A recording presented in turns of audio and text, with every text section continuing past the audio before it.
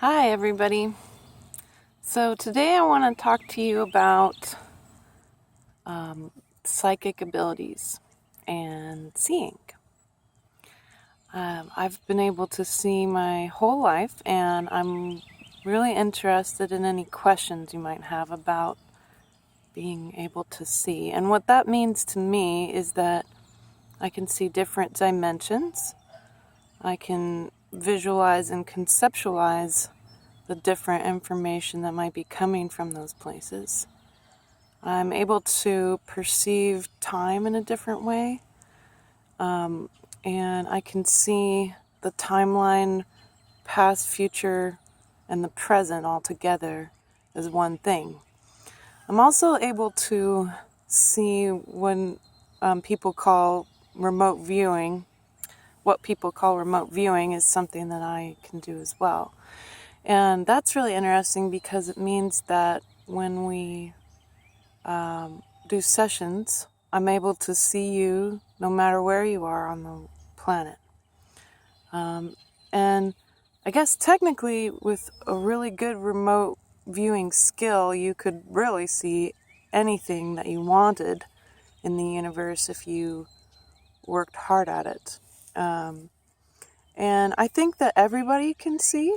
I've been able to show some true skeptics some things around that. One thing that I always like to point out to people is that energy leaves a mark on time. And one really interesting and fun way to test out this whole dimensional piece with your seeing abilities and developing them is a lot of times servers in restaurants will notice that after hours there seems to be energy moving. It's almost like you see somebody moving out of the corner of your eye. And when I used to live in Seattle, it was really common for servers and stuff to agree that they often would see energy moving, and it's just leftover energy. And that's something that people can perceive, I think, if they spend some time hanging out after a really big event, especially, or in a place where people frequent. So they might frequent one way of walking in specific, and that can leave its mark eventually over time. And so that kind of leads us to dwellings and things like that, and how you can go into a dwelling and you might be able to see how the past has made its mark on that dwelling, how people have interacted with it. Sometimes we end up with situations where I think all of us know that there is sometimes the dead will stick around as ghosts and stuff. And that can be really disturbing, especially if you know the person. And so, it's not an ideal situation. And I think the earth is changing a lot now, and that we'll see less and less of that as the earth's vibration and the resonance of the earth continues to go up. Another way that you can practice with your seeing abilities is to stand in a room in the corner and visualize the whole entire room, take a good look, and then shut your 3D eyes and use your third eye to see the room. And what's really interesting about that is that sometimes when you see the room with your third eye, objects will morph and change. They'll have different colors than they are in the 3D. And what you're seeing is sort of the spiritual mark of those objects, or energetic mark of those objects. And the mind's eye is really excellent at being able to see that. That's the fourth dimension, and that's where the soul lives, I think. So that makes us, interestingly, multi-dimensional beings. As an anthropologist, I studied for a really long time, and I always thought that the sudden sort of presence of Homo sapiens on the planet was more explainable when you were able to understand that we as fourth dimensional beings inhabited these bodies in an experiment for consciousness. And so that's actually been my focus, is helping people to really start to understand who they are in a historical sense, that humanity's history that we've learned about is not at all what has happened.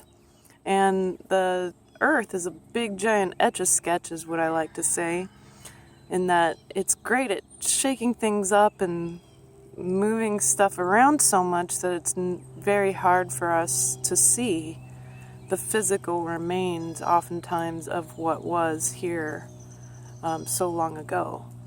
And that includes, cities underwater when they really shouldn't have existed in those places at that time at all. Cities under sand. And we're still discovering more and more of even the more recent ancestors, such as like the Mayan temples, Incan temples and such. And how our ancestors looked to the stars for information in the literal sense and also in the figurative. And we had a different connection to the earth at that time. Even in the ancient times, we had a different connection. And that's a concept that I think is really important for us to get back to. We've lost that connection and we lost a lot of information. So a third way that you can practice with your third eye is to look in the mirror. Everybody has a beautiful sort of energetic crown that they wear. And you can see your crown. If you spend some time taking a look at yourself gently, with kindness and love, of course, in the mirror, and then close your 3D eyes and use your third eye, and take a look and visualize yourself as a being of light. One of the beautiful things that you can see is how your crown is unique to you, and it'll have very subtle little aspects that will be descriptive of who you are at the time. And it changes. So every time I do a session with somebody, even if it's a little bit of time later, their crown will have changed even. And so when I do sessions, I like to remote view someone, but I'm looking at not only their physical form, but their spiritual form and how those two things interact. And you too can start to discover that in yourself as you practice with your third eye. So I think another thing that you can do to develop your seeing and your psychic abilities is meditating. It's important to still your mind and to process any drama that's happening in your life so that you can be able to clear up ego. You see, what we really want is to subtly move all those facets of self away so that we are smoother and smoother and more clear, so that we can be able to allow light to move through us more dramatically and with more power. And I'm not talking about power that's going to make you powerful. I'm talking about you giving up your ego entirely in order to allow pure light and the energy of source to move through you more easily. That's really going to be the way that you can become the very best person, follow your purpose, and also tap into the abilities that you have that might be deep inside of you, even beyond the psychic and being able to see.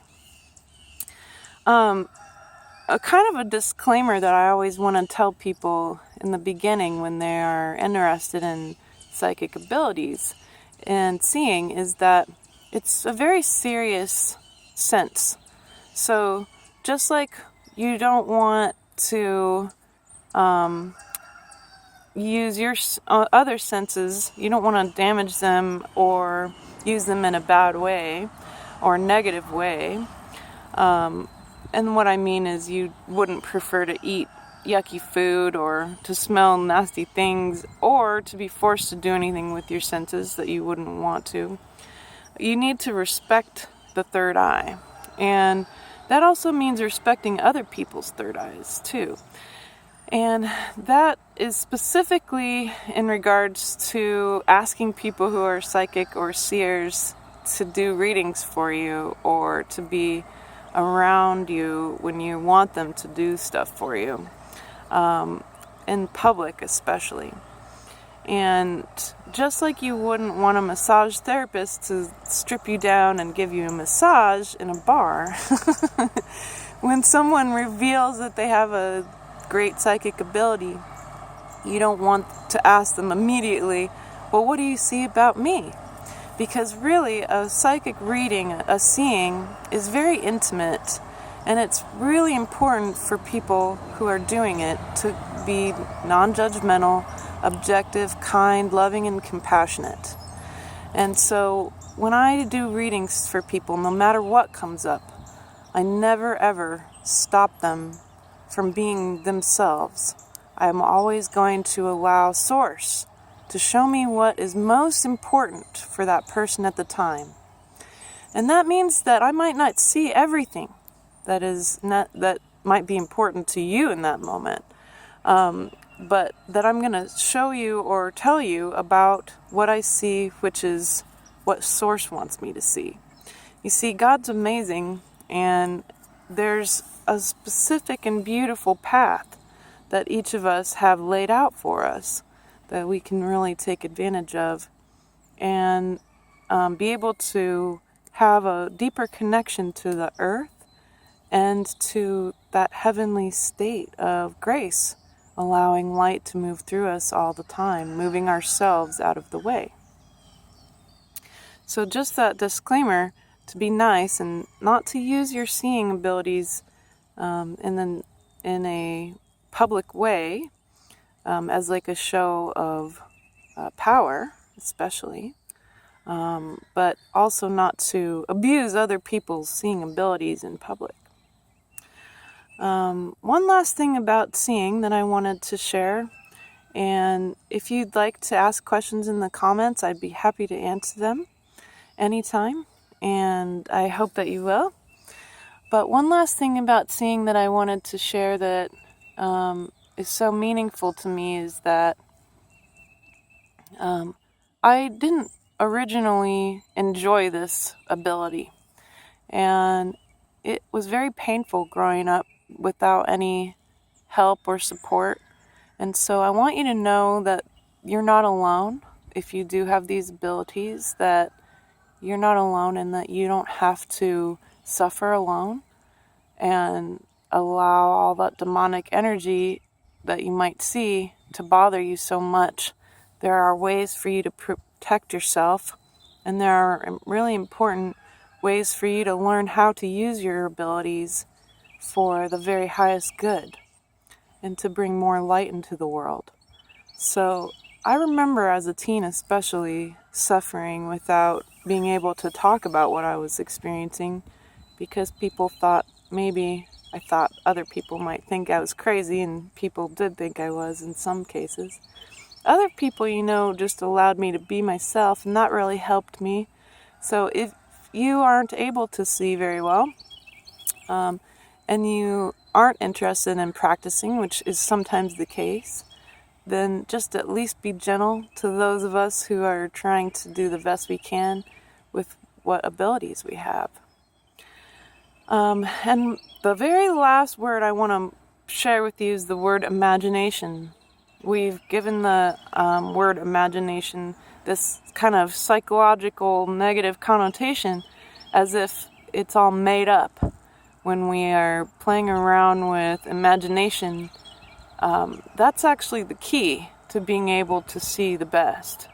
When you're able to recognize that all things are possible with your imagination, then it opens up all the possibilities that are actually there. And so you can really perceive more details and be involved in wonderful things because you're willing to use that doorway of imagination. Well, thank you so much for listening today, and I hope that you'll come see my other videos, and we're going to talk about a lot of really interesting things. And I hope that you'll share these as well. And you can visit my website at seerandscientist.com. And my sessions are really affordable. They're like counseling and healing sessions all at the same time. And I like to really especially work with people who've dealt with trauma so that they can move past their PTSD and be much happier and more present. And I always do really great deep follow-ups with folks so we can create a long-term relationship. That's important to me. And I just really love humanity so much. I really want to work towards our freedom. And that's really my quest, is to continuously help us all to be more free. Thank you so much for listening. I'll talk to you soon. Bye.